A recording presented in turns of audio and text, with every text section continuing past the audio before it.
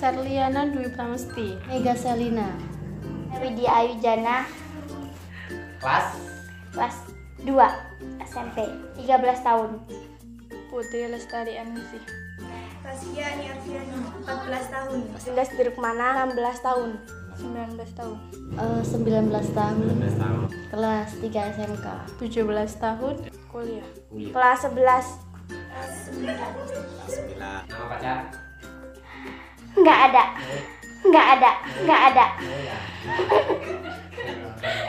Tidak. Tidak.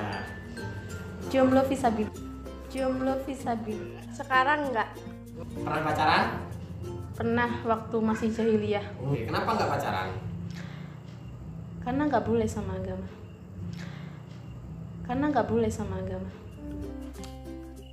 Nggak guna. Iya kan? Hukumnya haram. Belum halal. Sholat wajib full. Alhamdulillah. Alhamdulillah full. Alhamdulillah. Kemarin Ada yang bolong. ada yang bolong. Kenapa bolong? Hilang. Gila. Oke. Alhamdulillah minggu-minggu ini full. Pernah bolong. Pernah nggak ngerasa males kalau pas lagi mau sholat itu? Pernah. Pernah. Terus apa yang dilakukan kalau lagi malas sholat itu? Dipaksakan. Dipaksakan. Pernah dipaksakan. Lalu dipaksakan pokoknya langsung berangkat gitu ya? Ya kalau nggak dipaksakan ya nggak berangkat. Gimana caranya supaya hilang rasa? Dipaksain. Caranya ya dipaksain. Buruan ngambil air wudhu. Pernah ngerasain nggak malas sholat? Pernah. Pernah. Terus apa yang dilakukan kalau malas sholat itu? Mengingat-ingat betapa dosanya kita nanti, apakah nanti sholat kita diterima lagi kalau kita itu nggak sholat selama bertahun-tahun, apa nanti kita gimana kalau disiksa di sana kalau nggak sholat. Terus masa kita kalah sama setan menggoda kita mau aja. Lebih mau mengkuatkan diri, ayo sholat, nggak boleh malas, nggak boleh bolong sholatnya, karena kalau bolong itu dalam diri kita tuh kayak ada yang kurang gitu. Kalau sholatnya kurang tuh kayak keseharian kita dalam satu hari itu kalau bolong satu aja kayaknya tuh gimana gitu. Jadinya harus kuatin iman. Kayak makan, kalau nggak makan kan lapar, jadinya sholat tuh kayak gitu, kayak kebutuhan wajib.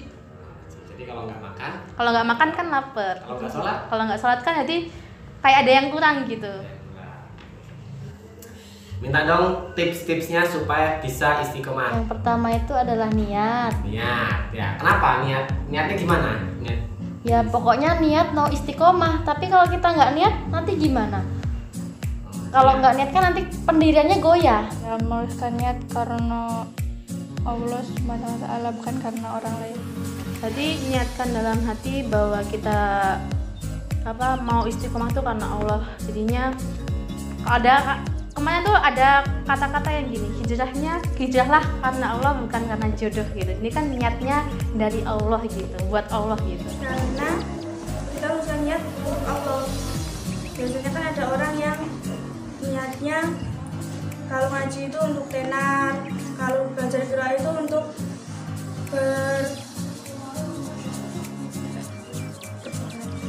Apa itu? Supaya kelihatan bagus ya.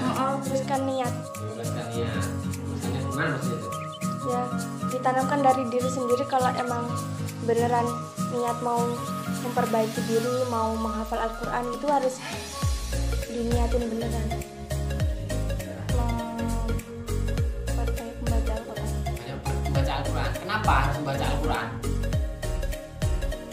Ya karena dengan membaca Al-Quran setiap hari bisa mendapatkan kepada Allah. baca Al-Quran kita bisa mendekatkan diri kepada Allah. Nambah pahala juga, terus kan biar bisa deket sama Allah. Memperbanyak membaca Al-Quran. Kenapa? Karena dalam Al-Quran itu juga ada hadis-hadis tertentu.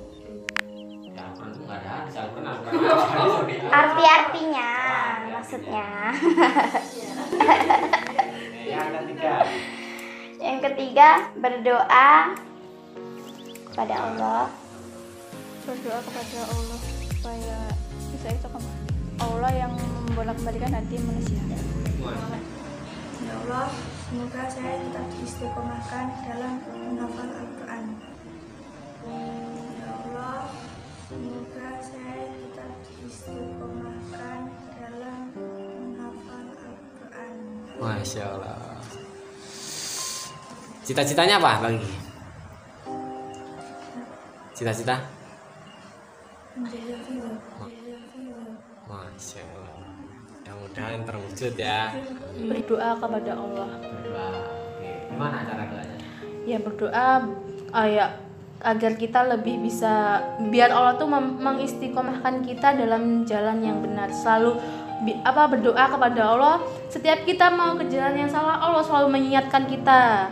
Kalau kita mau menyelewengkan ke hal-hal yang buruk, Allah selalu mengingatkan kita agar kita lebih baik, agar kita ke jalan yang lebih baik lagi.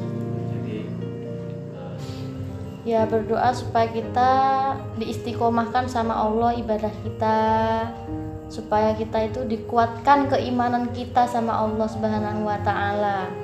Ya mohon ampun kalau gimana ya, banyak salah juga, terus biar bisa tetap istiqomah terus, nggak males-malesan lagi. Tips yang ketiga apa Mbak Kiki? Mencari teman yang soleh. Mencari teman yang soleh. Kenapa dengan teman yang soleh? Karena teman itu mempengaruhi kita. Kalau temannya itu jelek, kemungkinan kita juga ikut jelek. Kalau temannya baik, kemungkinan kita akan ikut baik.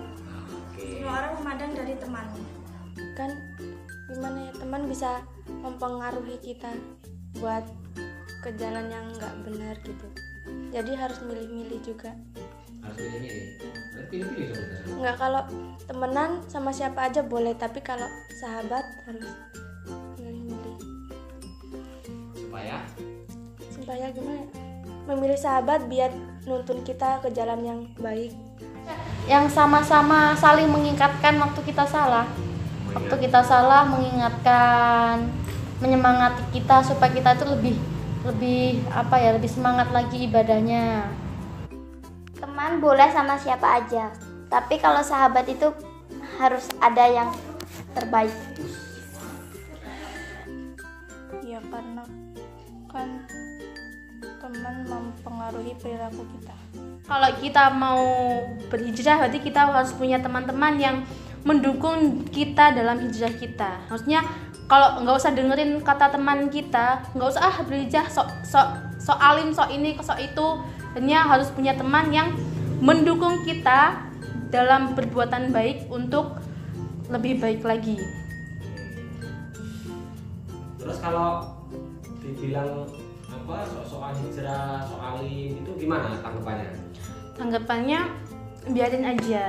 Karena ada yang aku pernah dengar sih, kalau orang yang menghibahi kita itu pahalanya dia buat kita. Jadi kan kita cuma diam dengerin dia berhibah, tapi kita punya pahala dari dia. Hadiri majelis ilmu. Menghadiri majelis ilmu. Supaya menambah wawasan, supaya kita itu tahu apa yang belum kita tahu sebelumnya. Kalau kita tidak mencari ilmu berarti kita bodoh. Kalau kita tidak mencari ilmu berarti kita bodoh. Nah, dengan kita datang ke majelis ilmu, kita bisa tahu tentang banyaknya, bahwa agama Islam tuh luas gitu. Kalau nggak kedatang cuma di rumah aja, ya kita melakukan kewajiban, tapi kita nggak tahu seberapa luas sih agama kita. Kalau kita ke majelis ilmu kan kita tahu bahwa agama Islam itu luas. Agama Islam itu banyak sekali aturan. Agama Islam itu punya sunnahnya. Agama Islam itu punya hadis-hadisnya dan banyak. Itu kan kalau kita di rumah kita nggak mendapatkan itu. Kalau kita ke majelis ilmu, ada yang berceramah, ada yang memotivasi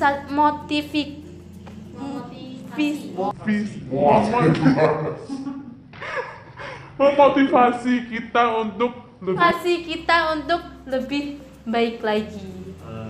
Ingat mati. Serem juga ya. Gimana maksudnya itu?